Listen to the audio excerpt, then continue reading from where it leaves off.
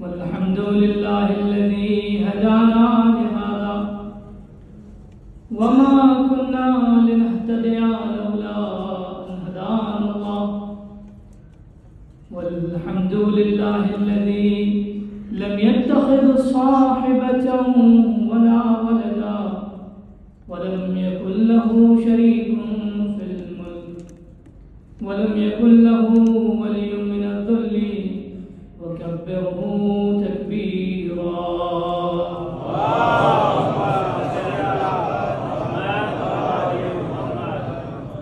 ثم الصلاة والسلام والتحية والإكرام على سيد بريته وأفضل خليقته محبوب رب المشرقين والمغربين جد الحسن والحسين مولانا ومولى الثقلين أبي القاسم المصطفى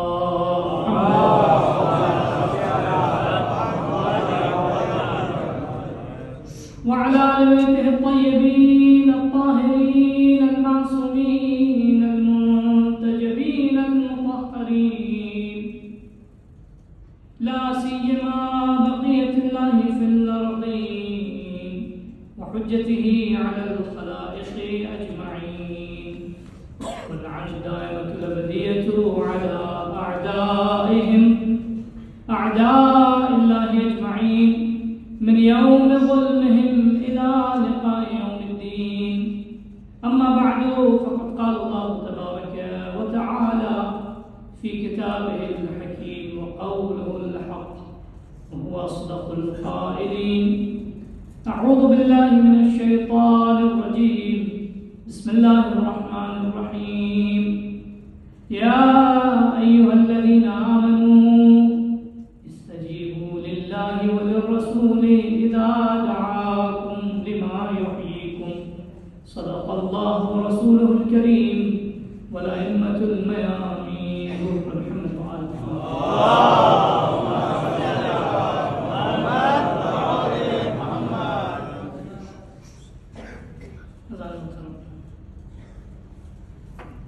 سورہ انفال کی بڑی معروف آیت ہے جس میں ارشاد پروردگار ہو رہا ہے اے ایمان والوں اللہ اور اس کے رسول جب تمہیں پکاریں اس چیز کی طرف کہ جو تمہیں زندہ کرے گی جو تمہیں زندہ رکھے گی تو ان کی آواز پر لبیک کرو. مجالس کے لیے جس عنوان کو انتخاب کیا ہے وہ آپ کی خدمت میں حاضر ہے کہ کربلا اور دین شناسی. کل میں نے آپ کی خدمت میں عرض کیا تھا عزیزوں کہ ان ایام میں جس قدر آپ عزاداری ماتمداری غم امام حسین علیہ السلام میں خود کو مشغول رکھتے ہیں اس کے ساتھ ساتھ شب و روز جب بھی موقع ملے تو اللہ کی بارگاہ میں سجدہ شکر ادا کیجیے گا کہ خدا نے آپ کو پھر سے توفیق دی کہ امام حسین علیہ السلام کے غم سے اپنے دل کو زندہ کر سکے.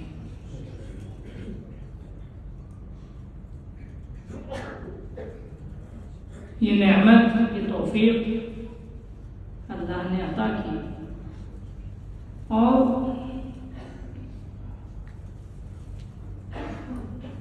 جن سے امیدیں وابستہ ہیں جن سے تمنائیں اور آرزویں وابستہ ہیں آپ کا تعلق اس گروہ سے ہے. یہ ہمیں شب و روز اس بات کے لیے اللہ کی تسبیح اس کی حمد و ثنا کرنے ہوگی مستقل. اللہ دنیا میں کتنے لوگ ہیں انسان کے دل کی اور انسان کے ایموشنز کی اور اس کی طبیعت کا تقاضا یہ ہے کہ جب بھی کوئی دکھ بھری داستان اس کے سامنے پیش کی جائے تو وہ منفعل ہوتا ہے، اس کے اندر ایک عجیب سا بدلاؤ سا آتا ہے، اس کے اندر ایک عجیب سی غم کی کیفیت آتی ہے۔ یہ ہر انسان کو اللہ نے دیا ہے بائی ڈیفالٹ، انسان کی طبیعت اور اس کے نیچر میں اللہ نے یہ چیز کو رکھا ہے۔ کبھی بھی کوئی بھی دکھ بھری داستان اس کے سامنے ہوگی، انسان متاثر ہوگا، منفعل ہوگا۔ لیکن دنیا میں کتنے ملینز انسان ہیں، اس میں صرف یہ شرف اللہ نے ہمیں عطا کیا، یہ شرف اللہ نے ہمیں عطا کیا کہ امام حسین علیہ السلام کہ غم پہ صرف ہم اشکبار نہ ہوں، بلکہ اس غم کو اپنے سینے اور اپنے وجود میں حمل کر کے کائنات تک پہنچائیں۔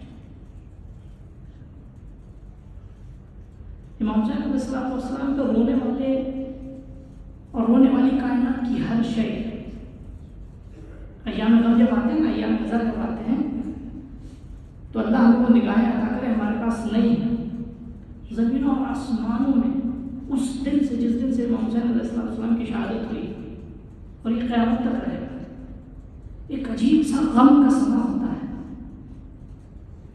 جانور متاثر رہتے ہیں، سمندر کی مچھلیاں متاثر رہتی ہیں، پرندے متاثر رہتے ہیں، ہر ایک پریشان ہوتا ہے فرزند رسول کی شہادت میں۔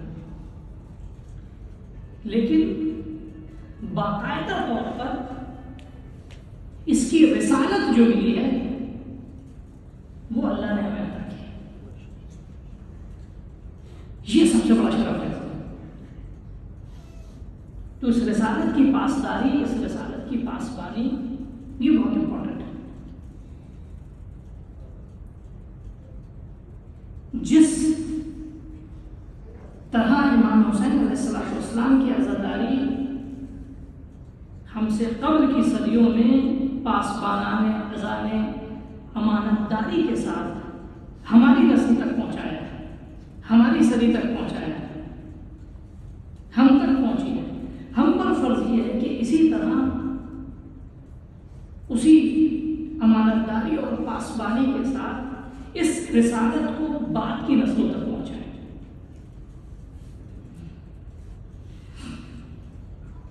ذرہ برابر بھی اگر اس میں تصرف ہوا، ذرہ برابر بھی اس میں چینجز آئے، ذرہ برابر بھی اس میں ماڈیفیکیشن آیا اور بدلاؤ آیا، تو دین کی ماہیت اور اس کی حقیقت مسخ ہو جائے گی۔ میں بالکل جذبات میں ایک حقیقت آپ کو بتانا چاہ رہا ہوں، اس پہ غور کیجیے گا انشاءاللہ آج جس منزل پہ آپ کو لے کر جانا ہے،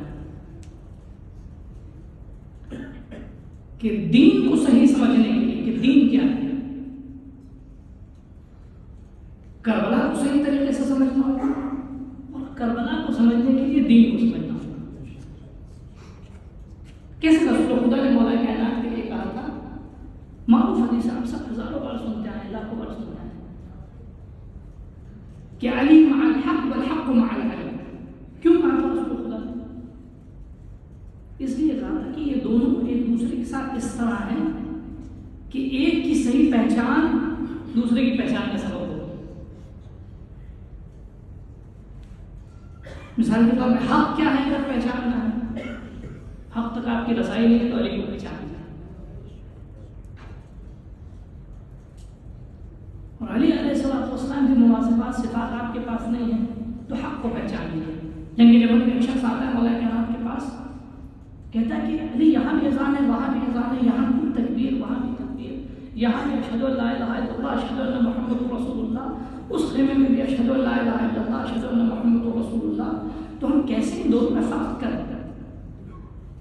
کون سی صحیح توحید ہے، کون سی غلط توحید ہے، کون سی رسالت جو ہے وہ حق پر اور کون سی رسالت باطل پر ہے، کون سی شہادت رسالت نہیں، کون سی گواہی باطل پر ہے اور کون سی گواہی حق پہ، ہم کیسے پہچانیں؟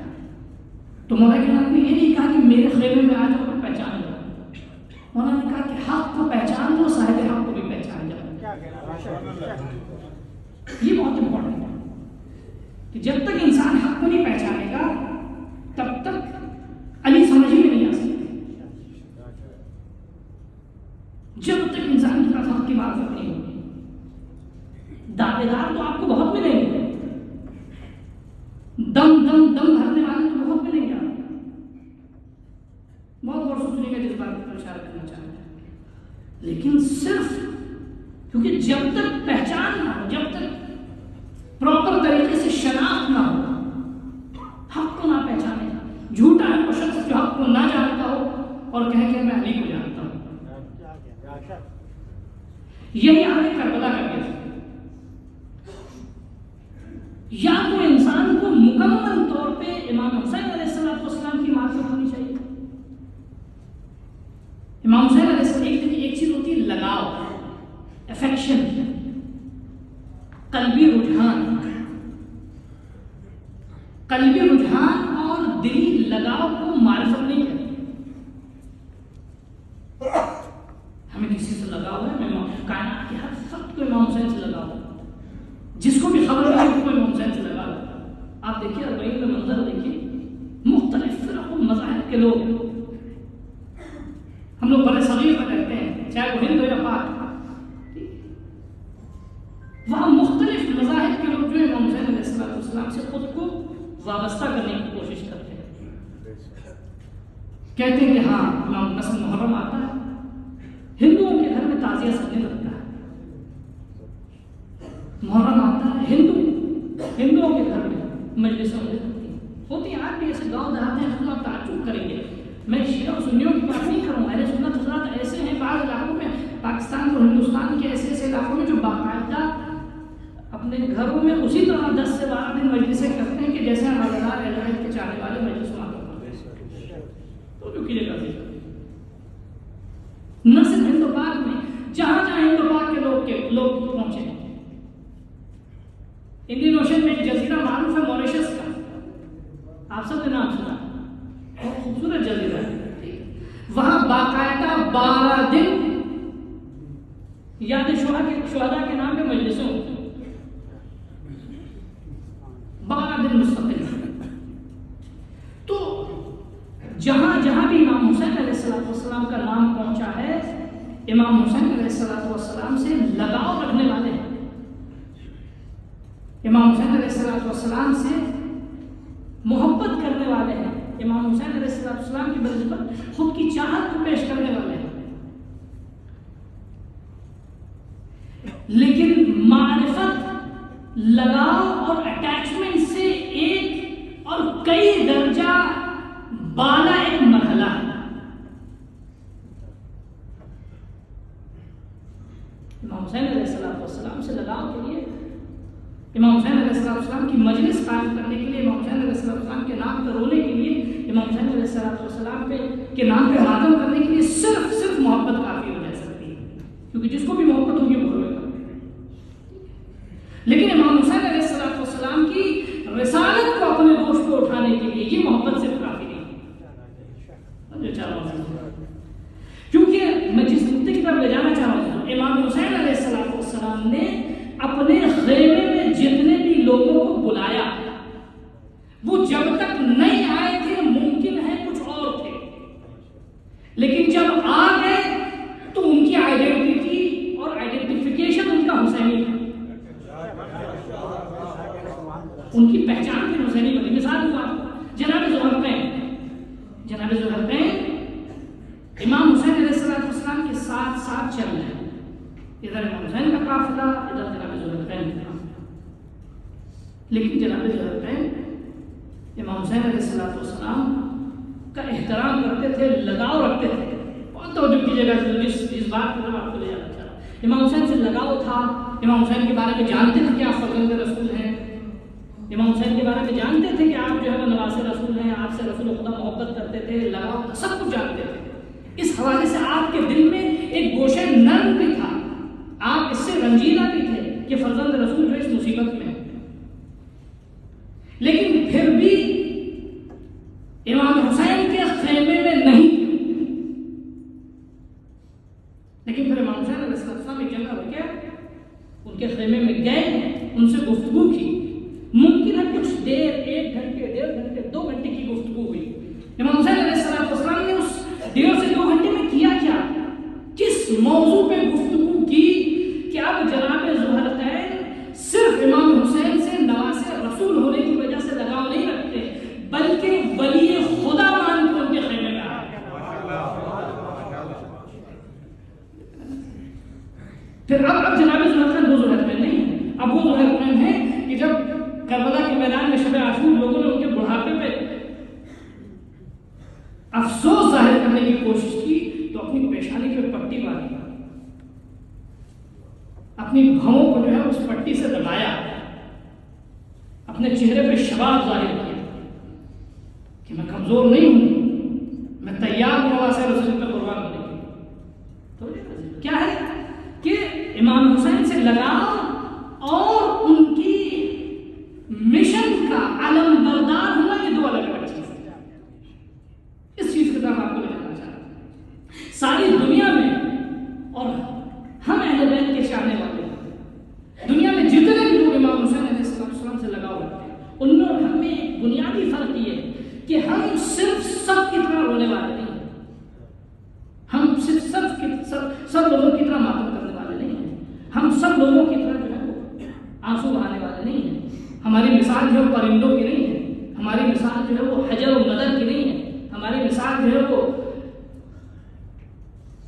خاک کے ذروں کی نہیں ہے جنہوں نے حسین کا آنسو بہایا، ہماری مثال ان لوگوں کی نہیں ہے جو صرف جذبات میں بہہ کے داستان غم سن کے گریا کرتے ہیں، بلکہ ہماری مثال ان لوگوں کی ہے کہ جو اس خیمے میں بیٹھے ہیں اور امام حسین علیہ السلام کے قیام کا علم اپنے ہاتھ میں لے کے چلتے ہیں۔ تو یہ بہت امپورٹنٹ ہے، اس چیز پر توجہ کیجیے، اور اس کے لیے ضروری یہ ہے کہ کربلا کو صحیح طریقے سے پہچانیں، اور کربلا کی صحیح شناخت کے لیے، امام حسین علیہ السلام کی صحیح شناخت کے لیے دین کی پہچان، دین کی شناخت بہت ضروری ہے۔ میں آج ایک نقطے کی طرف اشارہ کروں گا، انشاءاللہ اس کے بعد آپ کو مسائل کی طرف دکھاؤں گا۔ ایک صلوات پر محمد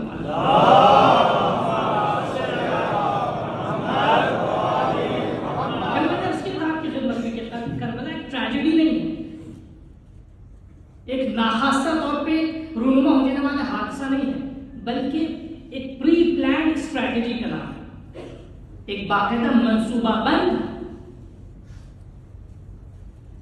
مشن کا نام ہے امام حسین علیہ السلام کا واقعہ، ایک ناخواستہ طور پر رونما ہو جانے والے حادثے کا نام ہے۔ اس کی وضاحت میں کل دے چکا، مشیت خدا کی وضاحت میں کل آپ کی خدمت میں پیش کروں۔ آج اس چیز کی طرف آپ کو توجہ دلانا ضروری ہے کہ وہ دیکھیں، جب بھی انسان کسی چیز کا علم اپنے ہاتھ میں لے کر چلتا ہے تو پھر وہ صرف ہاتھ میں خود سے جدا کسی شے کو لے کے نہیں چلتا ہے، بلکہ وہی اس علم کی پہچان دیتا ہے جس طرح وہ علم اس کو پہچان دیتا ہے۔ ایگزامپل دوں آپ کو، اگر کوئی شخص ڈاکٹر ہے اور وہ ڈاکٹر کا ڈریس کوڈ پہنا ہے، لباس پہنا ہے، یونیفارم پہنا ہے، تو اب جیسے اس نے وہ یونیفارم پہن لیا، جتنے بھی لوگوں کے سامنے سے گزرے گا، لوگ کیا کہیں گے اس کو؟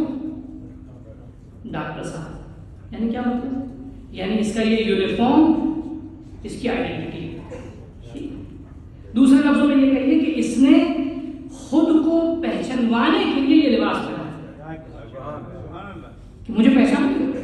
ٹھیک ہے، مثال کے طور پہ فرض کیجیے سرکاری کوئی انجینئر ہے تو اس کو بیچ ملا ہوا ہے، یا اس کو مثال کے طور پہ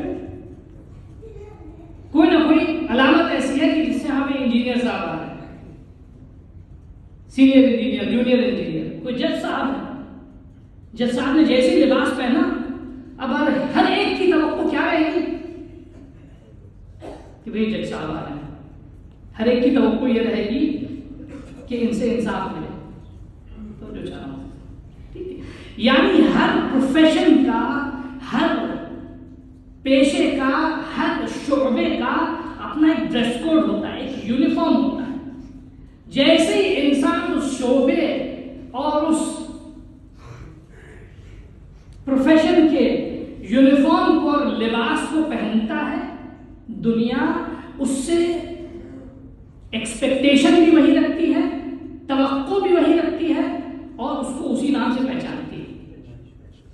یہ دنیا کا قانون ہے. اور اگر فرض کیجیے مثال کے طور پہ کسی نے ڈاکٹر کا لباس تو پہن لیا لیکن وہ طبابت نہ کرے, وہ اپنی ڈاکٹری نہ دکھائے, تو لوگ کیا اس کو ایکسیپٹ کریں گے؟ لوگ کیا کہیں گے؟ بھائی اگر تم میں صلاحیت نہیں ہے طبابت کی تو یہ لباس اتار دو, یہی تو کہیں گے. بھائی آپ نے انجینئر صاحب کا بیج لے رکھا ہے, اگر آپ نہیں جو ہے وہ اس فن کی مہارت رکھتے ہیں تو آپ اتار دیجیے بیج, اپنے نام کیا. اگر آپ جج صاحب ہیں, آپ کے قضاوت کی لیاقت نہیں ہے تو پھر آپ اتر جائیے کرسی سے. اگر آپ کرسی پہ بیٹھے ہیں تو اس شعبے کی عزت کا پاس و لحاظ کیجیے, ہے نا؟ تو یہی ایکسپیکٹیشن ہوتی ہے کہ نہیں؟ قرآن نے اسی منطق کو پیش کیا ہے. قرآن کیا کہتا ہے کہ الذین قالوا ربنا اللہ ثم استقاموا. ضروری نہیں ہے, قرآن کبھی فورس نہیں کرتا ہے کہ تم لا الہ الا اللہ کہو. قرآن کبھی بھی کسی کو زبردستی مسلمان نہیں بنانا چاہتا ہے. قرآن نے ایک اوپن اسپیس دے رکھا ہے. ہاں, لوگوں کی فکر کو, لوگوں کی عقل کو, لوگوں کے نفسوں کو جھجھوڑتا ہے قرآن. افلا ينظرون الى الابل كيف خلقت, آسمان کو دیکھو, زمین کو دیکھو, اپنے آپ کو دیکھو. سنورihim آیاتنا فی الآفاق وفی انفسہم, ہم اپنی نشانیاں آسمانوں میں دکھائیں گے, ان کے وجود میں دکھائیں گے تاکہ وہ پہچان لے کہ حق خدا ہے. سارے ایفرٹ خدا نے ساری دلیلیں مثالیں دی ہیں لیکن فورس نہیں کیا, مجبور نہیں کیا کہ تم کو ماننا ضروری ہے. ہاں, اگر مان لیا تو پھر وہاں چھوٹ نہیں. اکثر لوگ جو مثال کے طور پہ صرف بریکٹ میں عرض کرتا چلو جلدی سے, اکثر لوگ لا اکراہ فی الدین کا مس انٹرپریٹیشن کرتے ہیں کہ دین میں کوئی جبر نہیں. صحیح بات ہے, دین میں کوئی جبر نہیں, لیکن دین کو ایکسپٹ کرنے میں جبر نہیں ہے. آپ تلوار گردن پہ رکھ کے کسی سے کلمہ نہیں پڑھوا سکتے, صحیح ہے؟ ہاں, اس میں کوئی جبر نہیں, کبھی نہیں. تلوار گردن پہ رکھ کے امام حسین علیہ السلام نے تلواروں کو ہٹا کے اپنا کلمہ پڑھوایا.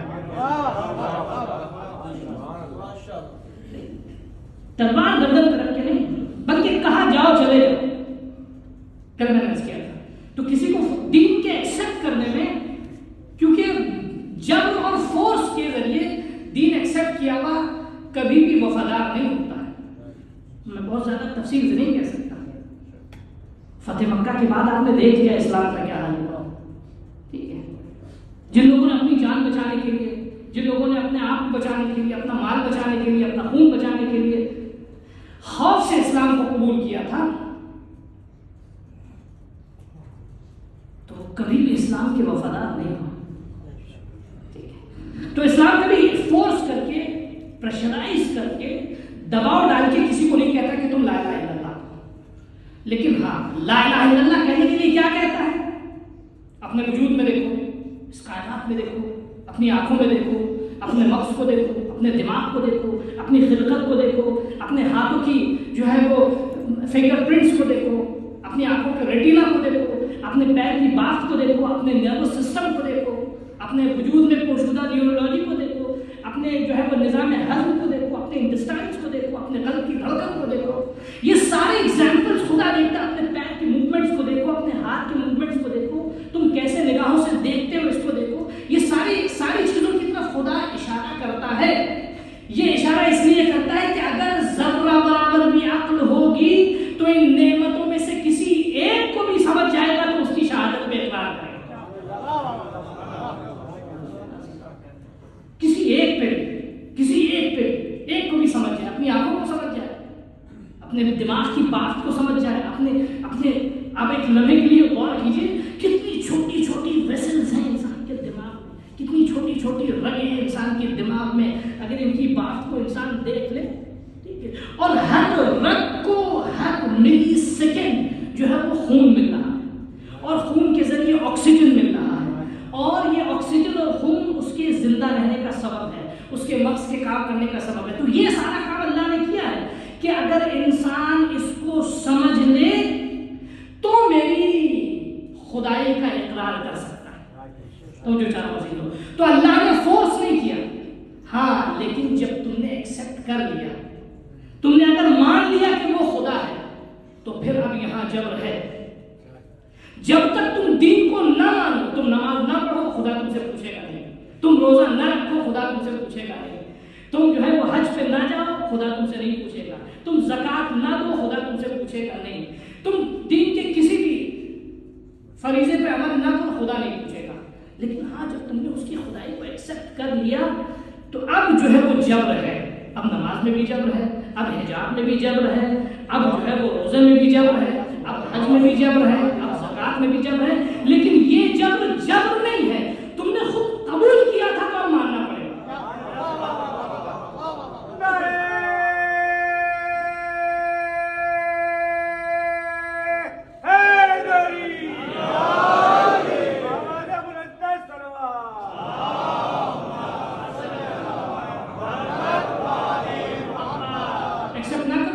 مباہلہ ہوا، مباہلے میں کیا ہوا؟ رسول خدا نے دلیلیں پیش کی. وہ جناب مسیح کو جو ہے وہ ابن اللہ سمجھتے تھے، ان کی منطق ختم ہو گئی. کہہ رہے کہ جناب عیسیٰ کو اگر خدا کا بیٹا سمجھتے ہو تو ان سے پہلے جناب آدم. جناب عیسیٰ کے پاس والدہ تو تھی، جناب آدم کے پاس نہ والدہ تھی نہ والد تھے. تو اگر معیار تمہارا یہ ہے کہ بغیر والد کے دنیا میں آئے ہیں تو وہ بے خدا کے بیٹے ہوں گے، تو سب سے پہلے جناب آدم کو مانو. ان کے پاس منطق نہیں تھی. منطق نہیں تو رسول خدا نے کیا کیا؟ آفر کیا مباہلے کا. خدا نے کہا کہ ٹھیک ہے یہ نہیں مانتے ہیں تو آپ مباہلہ کیجیے. خوب مباہلے سے پہلے انہوں نے چہرے دیکھے. اسقف اعظم نے کہا کہ اگر ہم نے مباہلہ کر لیا تو یاد رکھنا روئے زمین پر قیامت تک کے لیے کوئی مسیحی باقی نہیں رہے گا، کیونکہ ہم ایسے چہرے دیکھ رہے ہیں. اگر انہوں نے دعا کر دی مانو فضول ہے نا. خوب انہوں نے مباہلہ نہ کیا. کیا کہا؟ اسلام کو بھی ایکسیپٹ نہیں کیا، رسول خدا کی رسالت پہ بھی ایمان نہیں لے کر کہا کہ یا رسول اللہ ہم جزیہ دینے کو تیار ہیں. یہ بتائیے کیا رسول خدا نے فورس کیا ان کو اسلام قبول کرنے پہ؟ نہیں کیا.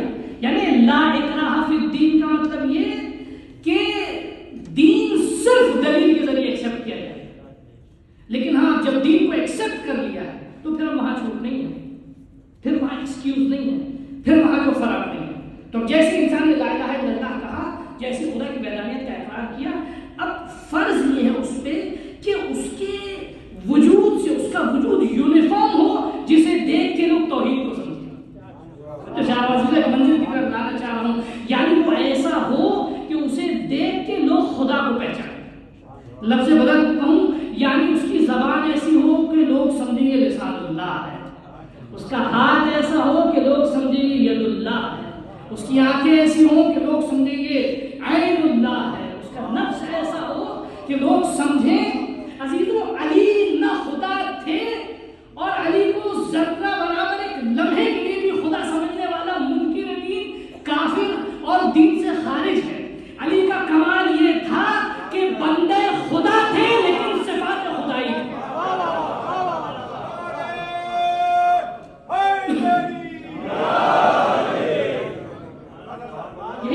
خدا یہی چاہتا ہے، میں یہی تو کہنا چاہ رہا ہوں، خدا یہی چاہتا ہے کہ تم رہو میرے عبد لیکن تم میں لوگ ہمیں دیکھیں.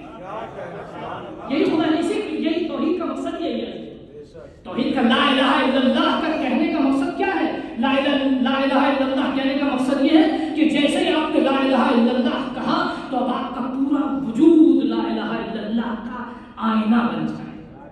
یعنی کوئی خدا نہیں صرف اس وحدہ لا شریک کے، کوئی معبود نہیں صرف اس وحدہ لا شریک کے. یعنی آپ کے وجود سے کوئی رازق نہیں صرف اس وحدہ لا شریک کے. میں بہت سی باتیں اسی طرح جلدی جلدی کہہ کے جاؤں گا، سمجھنا آپ کا کام ہے. کوئی معبود نہیں صرف اس وحدہ لا شریک کے، کوئی قادر نہیں صرف اس وحدہ لا شریک کے، کوئی مسبب الاسباب نہیں صرف اس وحدہ لا شریک کے، کوئی تنہائی میں مدد کرنے والا نہیں صرف اس وحدہ لا شریک کے، کوئی طاقت نہیں، کوئی فرعون وقت نہیں سوائے اس خدا کے.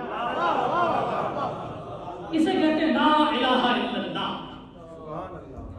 جب انسان اب اس کے بعد جب اس لا الہ الا اللہ کہہ دیا تو پھر انسان کا اپنا کچھ نہیں، اپنا کچھ نہیں. اب آپ دیکھیں یعنی جس ہر لمحے تیار رہتا ہے. آپ دیکھیں کہ ہم لوگ گزر جاتے ہیں فضائل سن کے ہزاروں بار سنا ہے، لیکن میں دوسری بات کو حاصل کرنا چاہ رہا ہوں میسج کے طور پہ. آپ دیکھیں مولا کائنات کی زندگی میں، آپ دیکھیں شب ہجرت آئی، رسول خدا کیا سوال کیا؟ یا رسول اللہ آپ کی جان بچ جائے گی، خاموشی سے سو گئے. علی کیوں ایسا کر رہے ہیں؟ کہا میں نے لا الہ الا اللہ کہا ہے. ٹھیک ہے. جنگ احد علی تنہا چاروں طرف رسول کا طواف کیا ہے، ہاتھ میں تلوار بھی نہیں رسول، کھجور کی ٹہنی لے کر دفاع کر رہا رسول. علی کیا کر رہا ہے؟ یا ٹوٹا نیزہ لے کے رسول کا دفاع کر. علی کیا کر رہا ہے؟ آپ کی جان کیا سکتی ہے؟ میری قیمت ہی کیا ہے؟ سردار انبیاء کی جان بچے اور توحید کی پاسبانی. یہ لا الہ الا اللہ، یعنی جب انسان لا الہ الا اللہ کہتا ہے تو پھر خود کے وجود کو بھول جاتا ہے، اپنے آپ کو. یہ کیا یونیفارم ہے؟ توجہ چاہتا ہوں. جب انسان نے لا الہ الا اللہ کہہ دیا تو پھر ہر جگہ اس کو لا الہ الا اللہ کی پاسبانی کر دی. اس کے بعد محمد رسول اللہ صلوات محمد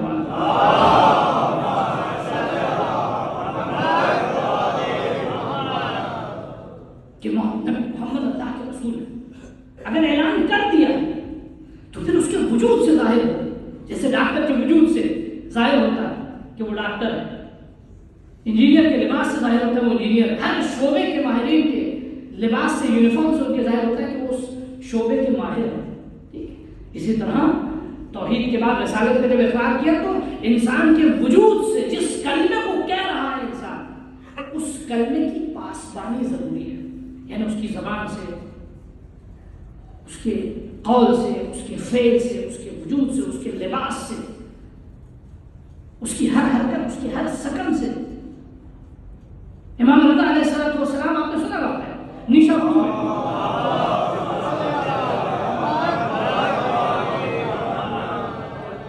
میں گزر رہے ہیں. سب نے کہا یا فرزند رسول، مدتیں ہو گئی، مدتیں گزر گئی، رسول کی کوئی حدیث نہیں سنی. میں اس حدیث کو ہی پڑھ رہا تھا. ابھی جیسے ہی امام رضا علیہ السلام نے اس حدیث کو بیان کیا، حدیث سنتے ہیں اس حدیث کو نہیں بیان کرنا. لوگ سوالات کا مجمع تھا رہتا، لوگ صرف زبان سے نکلے کلمات کو سن کے ان کی آنکھوں سے اشک بہ رہا تھا. کیوں؟ کیونکہ ان کو امام رضا کی شکل میں رسول خدا نظر آتا ہے. یعنی کیا مطلب ہے؟ جب انسان کسی کلمے کو اپنی زبان سے جاری کرتا ہے، دیکھیں منافق اور مومن میں فرق ہی ہے. منافق کسے کہتے ہیں؟ منافق اسے کہتے ہیں کہ جو کہتا کچھ ہے کرتا کچھ ہے. جیسے روایت میں کہ منافق کی 3 پہچان بتائی واسطے چھٹے معنی کیا؟ اذا حدث کذب، یعنی جب بات کرے گا تو جھوٹ بولے گا. اذا وعد اخلف، کوئی پرومس کرے گا تو وعدہ توڑے گا. واذا اؤتمن خان، جب اس کے پاس کوئی امانت آئے گی تو اس میں خیانت کرے گا. یعنی کیا؟ یعنی اس کا اعلان اور اس کی شہادت اس کے عمل سے اس کی تائید نہیں ہوتی. اس کو منافق کہتے ہیں. جو کہہ رہا ہے اس پہ بلیو نہیں کر رہا. مومن اسے کہتے ہیں جو کہتا ہے اس پہ بلیو نہیں کرتا ہے. کس طرح بلیو کرتا ہے؟ یعنی اس کے وجود میں، اس کے گوشت و پوست میں، اس کے خون میں، اس کی رگوں میں وہ حقیقت پیوستہ ہے. یہ لا الہ الا اللہ، یعنی اس کے وجود سے ظاہر ہونا چاہیے. تیسرا کلمہ ہے علی ولی اللہ. تو جو چاہتا ہے تیسرا کلمہ ہے نا، بغیر اس کے کلمہ مکمل نہیں ہوگا. میں بہت آرام سے کہنا چاہ رہا ہوں تاکہ میری بات پہنچ جائے. علی ولی اللہ کہنے کا کیا مطلب ہے؟ آپ نے دیکھا اکثر سوشل نیٹ ورک میں بہت سے بولنے والے ہیں چیخ چیخ کے کہتے ہیں کہ علی اللہ کے ولی، علی اللہ کے ولی، اللہ کے ولی. تم نہ بھی کہو تب بھی علی اللہ کے ولی. لیکن یہاں علی نام کس کا ہے؟ جیسے خدا نام ہے کمال کا، خدا نام ہے قدرت کا، خدا نام ہے عزت کا، خدا نام، یعنی جتنے بھی صفات کمالیہ آپ دیکھ سکتے ہیں، فکر کر سکتے ہیں، وہ خدا کی ذات ہے. جب کوئی حقیقی معنی میں خدا کا بندہ ہو جاتا ہے تو اس کے وجود میں صفات خدا نظر آتی. میں نے اس کی عادت کیا، یہی حال ہے رسالت میں. دنیا ائمہ تحریر کے وجود میں رسول خدا کو دیکھتی تھی، مولا کائنات کے وجود میں رسول خدا کو دیکھتی تھی. اب علی ولی اللہ کا مطلب کیا ہے؟ کہ جب علی ولی اللہ کہا تو جس نے بھی اپنی زبان سے اشہد ان علی ولی اللہ، میں یہ گواہی دیتا ہوں علی اللہ کے ولی ہیں. اس کا کیا مطلب ہے؟ میں یہ گواہی دیتا ہوں علی اللہ کے ولی کا مطلب یہ ہے کہ علی سے زیادہ کوئی بندگی میں رسول خدا کے بعد آگے نہیں، علی سے زیادہ کوئی صابر نہیں، علی سے زیادہ کوئی عالم نہیں، علی سے زیادہ کوئی عزیز نہیں، علی سے زیادہ کوئی محبوب نہیں. تمام صفات کمالیہ خدا کی وجود علی میں خلاصہ ہوتی ہیں. تو جو ہے نا یہ اس کا مطلب ہے نا. اب جو شخص علی کی ولایت کا اقرار کر رہا ہے اشہد ان علی ولی اللہ، اس کا مطلب وہی ہے کہ جیسے طبیب نے لباس طبابت پہن رکھا. توجہ چاہو، اب جس بازار میں جائیے، جس گلی میں جائیے، لوگ آپ کو تو دیکھیں لیکن آپ کو نہ دیکھیں. ہر گزرتے شخص کو دیکھیں، اچھا یہ علی کا چاہنے والا ہے، یہ علی کا چاہنے والا ہے، یہ علی کا چاہنے والا ہے، علی ایسے ہے. یعنی جب علی ولی اللہ کہا ہے، کہہ دیا ہے، تو ہر گلی کوچے سے جب بھی تم گزرو تمہیں دیکھ کے لوگ علی کو پہچان. یہ ہے شبر. کیوں؟ آپ دیکھیں چھٹے امام کی روایت آپ کی خدمت میں عرض کروں. چھٹے امام فرماتے ہیں کہ زمانے نے ہمیں تھوڑی دیکھا، زمانہ ہمیں دیکھا، زمانہ ہمیں جانتا بھی نہیں. زمانہ نے صرف ہمارے بارے میں سنا ہے. ہم یہ چاہتے ہیں کہ تم ایسے بنو کہ تمہیں دیکھ کے لوگ کہیں ہاں جعفری ہو، ہاں باقری ہو. یعنی کیا؟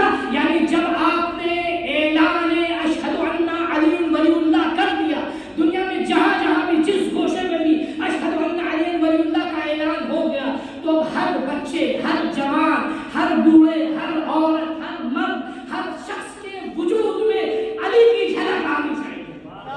اگر یہ لباس پہنا ہے تو اس کی عزت و آبرو کا لحاظ جو ہے نا عزیزو.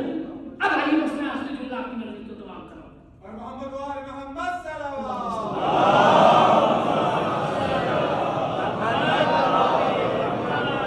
علی کی بادشاہی ہے، علی شمع الہی ہے، صبح کے ساتھ دل بولا علی مولا، علی مولا، کبھی بولی فلک بولا علی مولا، علی مولا، ستارہ ٹوٹ کر بولا علی مولا، علی مولا، چلی تلوار تو سر بولا علی مولا، علی مولا، نعرہ حیدری. اب اچھا ایک بار میں ایسا کرتا چلوں، لوگوں کے ذہن میں شبہ آئے. دیکھیے کوئی بھی کبھی مولا علی جیسا نہیں ہو سکتا. خود مولا کائنات نے کہا اکثر کنفیوژن ہو سکتا. مولا کائنات خود انکم لا تکونون کمثلی، تم ہمارے جیسے نہیں بن سکتے. جیسے کوئی خدا جیسا نہیں ہو سکتا. کوئی خدا جیسا ہو سکتا ہے؟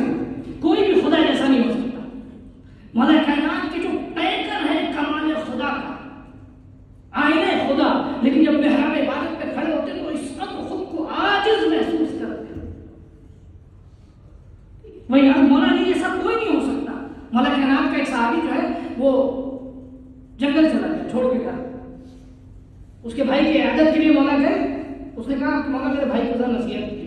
وہ گھر بار چھوڑ کے چلا گیا بیوی بچوں کو چھوڑ کے. مولا نے اس کو بلایا، یا عدو نفس سے، اے اپنی نفس کے دشمن، کیا کر رہے ہیں؟ گھر بار چھوڑ کے چلا گیا. کہا مولا میں آپ کے جیسے بننا چاہتا ہوں، میں دنیا کو ترک کرنا چاہتا ہوں. تو مولا نے کہا تم ہمارے جیسا نہیں بن سکتا، تم ہمارے جیسے نہیں بن سکتے، تم ہمارے جیسا کھانا نہیں کھا سکتے، ہمارے جیسا لباس نہیں پہن سکتے، ہماری جیسی فکر تمہارے پاس نہیں، ہماری جیسی معرفت تمہارے پاس نہیں. عینونی، ہمیں صرف دو چیزوں سے تم مدد کرو. تم دو کام کرو، دنیا میں جہاں بھی جاؤ گے تم کو لوگ علی والا کہیں.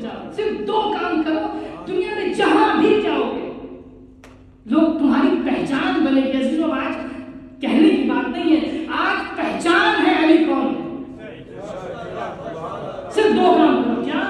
عینونی بالورع والاجتہاد. دیکھو دنیا میں کبھی آلسی نہ بننا، کبھی ناکارہ نہ بننا. علی کا چاہنے والا کبھی ناکارہ نہیں ہوتا. اور بالورع، اور کبھی نہ واجب چھوڑنا نہ حرام انجام دینا. بس یہ نہ کبھی واجب چھوڑنا. بہت سمپل سا فارمولا ہے، جو بہت زیادہ محنت کی ضرورت نہیں ہے، پہاڑوں میں جا کے بیٹھنے کی ضرورت نہیں ہے، جنگلوں میں بیٹھنے کی ضرورت نہیں ہے. صرف یہ دو کام مولا کائنات نے طلب کیا. اور اتفاق یہ کہ امام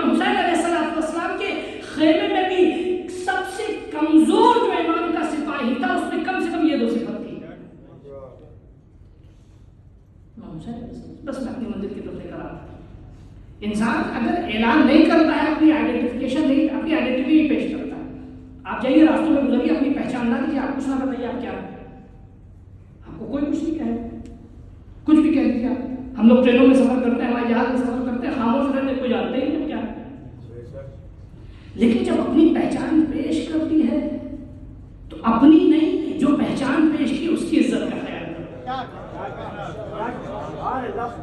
بس یہی بات امام حسین علیہ السلام، اس کی وضاحت کر کرو. جب تک خود کو نہیں کہا کہ ہمارا تعلق امام حسین علیہ السلام سے، تب تک تو آزاد ہے انہیں لوگوں کی طرح جو وقت آتا ہے غم کی داستان سنی آنسو بہا لیا. لیکن اگر کہہ دیا ہے کہ ہاں امام حسین سے وابستہ ہے، ہمارا تعلق امام حسین سے ہے، اب پھر لوگ ہماری آنکھوں میں صرف آنسو نہیں دیکھ رہے. ایک ستم ہوا امام حسین کے چاہنے والوں پر، ایک سب سے بڑا ظلم ہوا امام حسین کے چاہنے والوں پر، اس عزیز قوم پر، اس عظیم قوم پر. ایک سب سے بڑا ستم یہ ہوا کہ صرف ہمیں پہچان لیا لوگوں نے کہ یہ تو رونے والے ہیں. ہم رونے والے نہیں ہیں، ہم ظالم کو رسوا کرنے والے ہیں. صرف ہم عزت ہے توحید کی، ہم عزت ہے رسالت کی، ہم عزت ہے ولایت کی. جس طرح ولایت نے ہمیں عزیز بنایا، تو یہ بہت ضروری، اس کی وضاحت کر کروں. جب تک آپ دیکھیں امام حسین علیہ السلام نے جناب مسلم کے لیے کیا کہا. امام حسین علیہ السلام نے جناب مسلم کے لیے کہا کہ میں تمہارے پاس اس کو بھیج رہا ہوں کہ جو میرا بھائی ہے،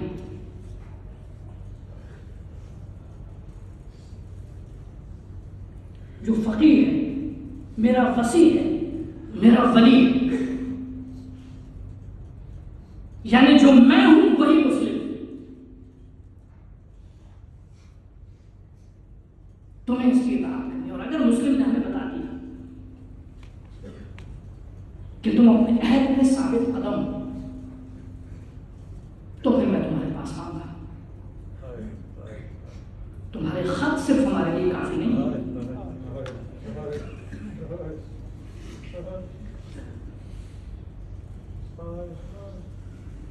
تم ہمیں باغات دکھا رہے ہو، تم ہمیں بلا رہے ہو. 18,000 خطوط، 18,000 خط کوئی معمولی بات نہیں ہوتی ہے. چھوٹے بڑے تمام طویل والوں نے خط لکھا.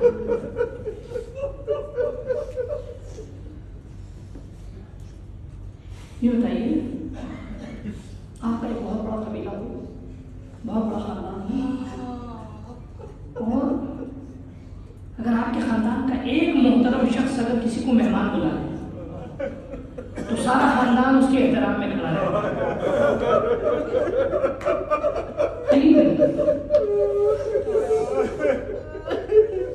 سب احترام کرتے ہیں نہیں کرتے. یہاں 18,000 لوگ، 18,000 قبیلوں کے سردار، 18,000 نامور شخصیتیں، سب نے امام حسین کو خط لکھا.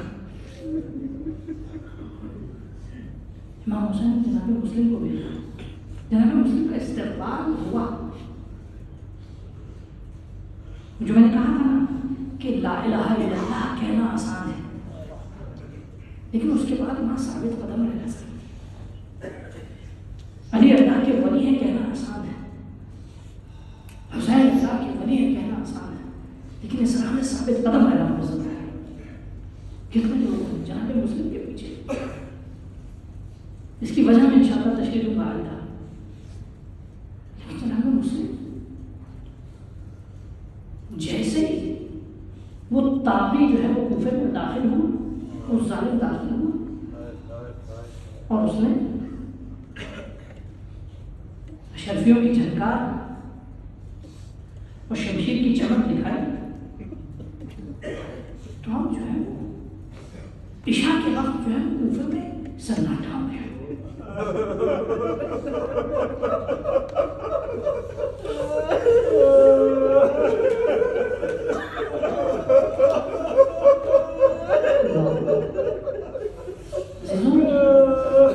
خدا آپ کی آوازوں پر رحمت نازل کرے.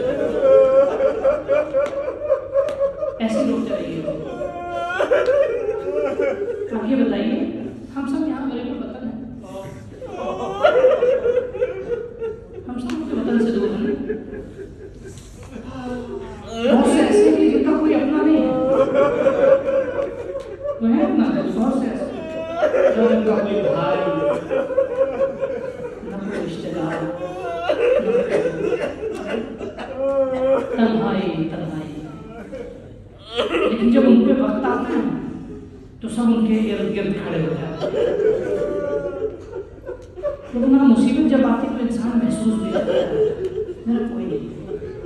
اللہ اللہ جناب مسلم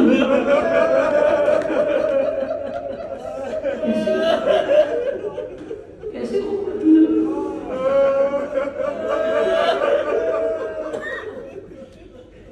کوفہ جناب مسلم بہت زیادہ آشنا ہے. اب جیسی مسجد سے باہر نکلے میں دائیں طرف بائیں طرف دیکھا, سامنے دیکھا, کہاں جاؤں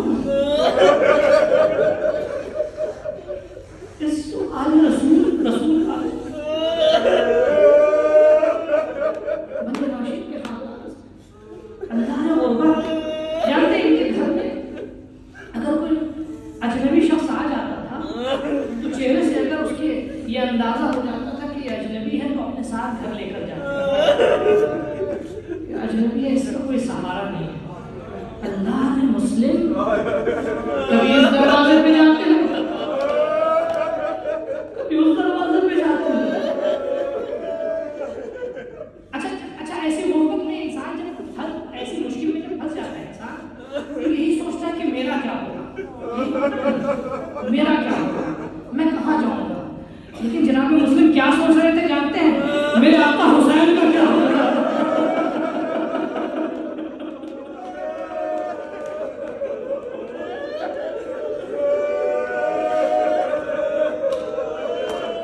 میری شہزادی زینب کا کیا ہوگا, خدا کیا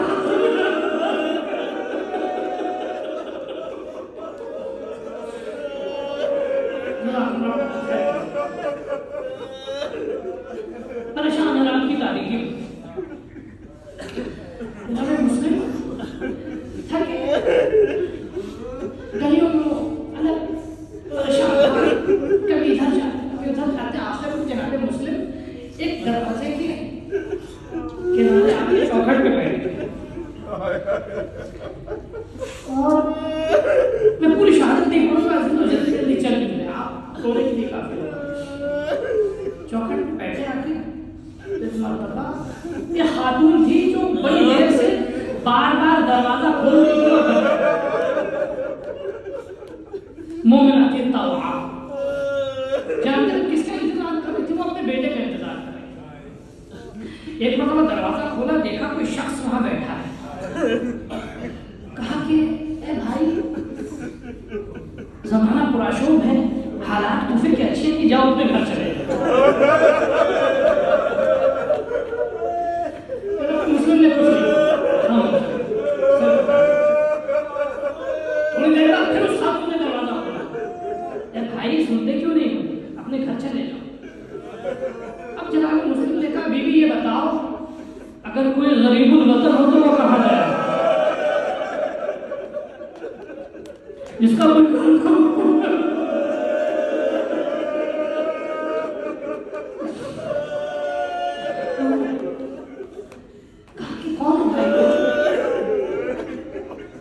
آپ کون ہیں بتائیے. کہا بی بی میں مدینے سے آیا ہوں. کہا مدینے سے آیا ہوں, کون ہے. کہا میں قاصد حسین مسلم ابن عقیل.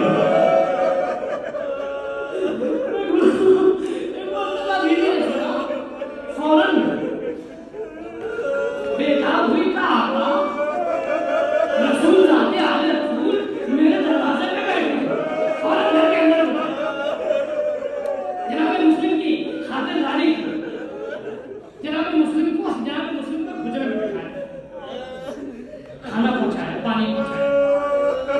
رات بھر جناب مسلم عبادت میں مشغول رہے. ایک مرتبہ جناب مسلم نے محسوس کیا کہ دروازہ کھلا ہے اور کوئی اندر آیا ہے. حارث اندر آیا.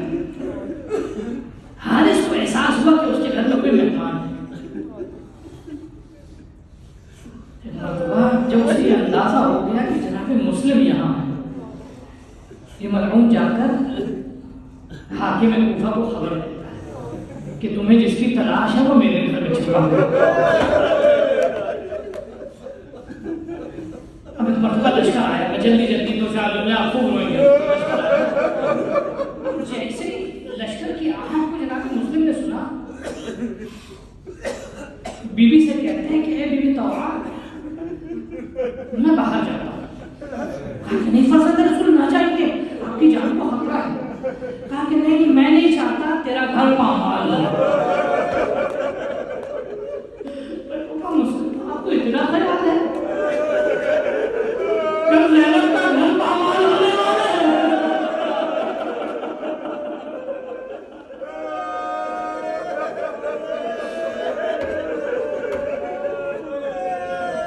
اللہ کو کیسی روز رہی گھر سے نکلے, بہت دیر تک لڑے, بہت دیر تک لڑے.